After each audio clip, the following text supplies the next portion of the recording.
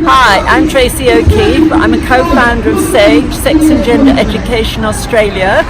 We're a campaigning group in Australia that was formed in 2001, and we campaign for the rights and dignity of sex and gender diverse people, which includes people who are intersex, transsexual, transgender, all kinds of sex and gender diversity, and also the culturally different sex and gender interpretations.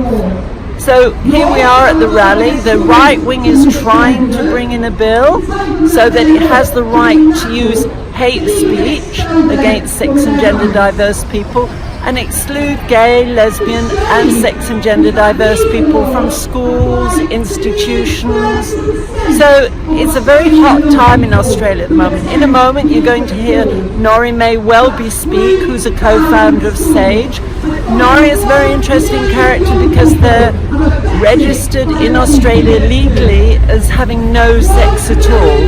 But also, Norrie is a dedicated Christian.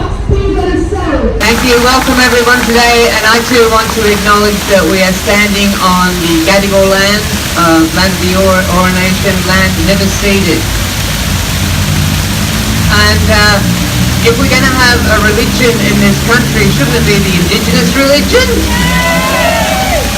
And which one? Because they may be practiced different versions. We've already got the ridiculous situation where one of the Palau people has been booted out from a Catholic organisation because he reckons the Catholics are a satanic outfit.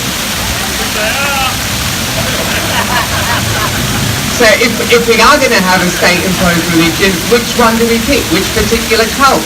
If one of the Gospels is right, which one is it? Is it John, Mark, Matthew? They all contradict each other. The fact is, we don't have a state religion in Australia, and therefore no government money should be going to funding, pushing any particular religious dogma.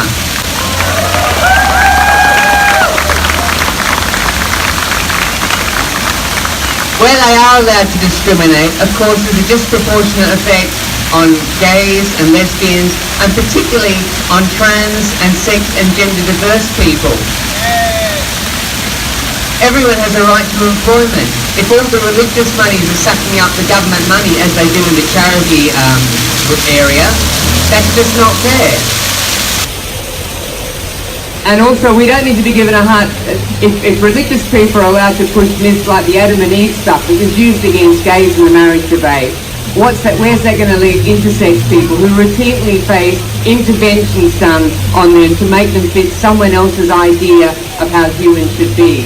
Instead of respecting that we should all be allowed to be as however our Creator made us, gay, lesbian, straight, intersex, non-binary, heterosexual, doesn't matter.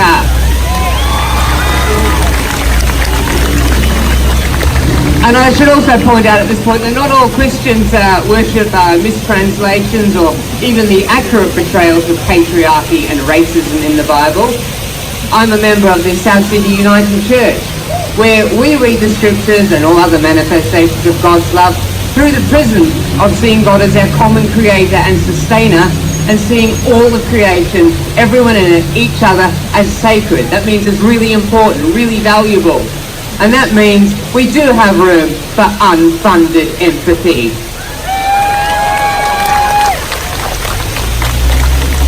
Our very scientific nature as mammals demands that we'd all starve to death as babies if our parents, and we as when we become parents, don't have unfunded empathy.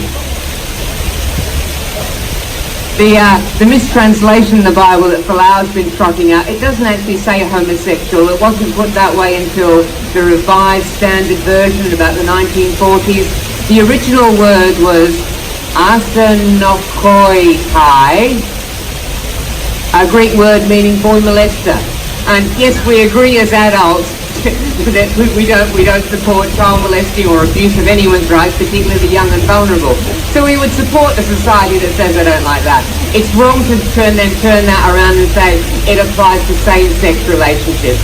That wasn't the intent. It's not what was said. Jesus didn't say one word about homosexual. Zero. He said, be nice to each other. Love everyone. Your neighbour is whoever needs your help.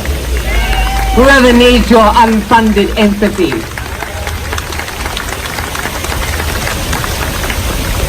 I'll just run briefly through some of the concerns raised by SAGE, Sex and Gender Education. You can look them up on their website, sageaustralia.org. There's about 12 recommendations there, but I'm just going to highlight a few, like 3. Here we go. It's particularly private religious school funding and employment. Because if we haven't got a state-sanctioned religion, we shouldn't have money going to people on the basis of whether they practice that religion or don't. And again, that can be used particularly against gay people and sex and gender diverse people. Looking for religious schools, as already been covered. Everyone's got my talking about education diversity. Yeah, at the moment, as we heard, Tasmania, they don't allow discrimination. New South Wales, they do. Wouldn't it be great if we had a federal bill protecting everyone in Australia from discrimination based on whether they conform or don't to any particular religion or cult?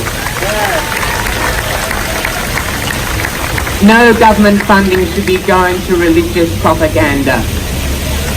No one should be exempt from anti-discrimination if they're getting any government money. And finally, here we go. Religious freedom should never mean a license to harm. I mean, religious freedom, a license to harm? What kind of loving God would authorise that? Australia has a duty to create its laws according to the United Nations Human Rights Charter, of which it's a signatory, and not to the beliefs of any particular religious population or cult. Thank you very much. Enjoy the rally.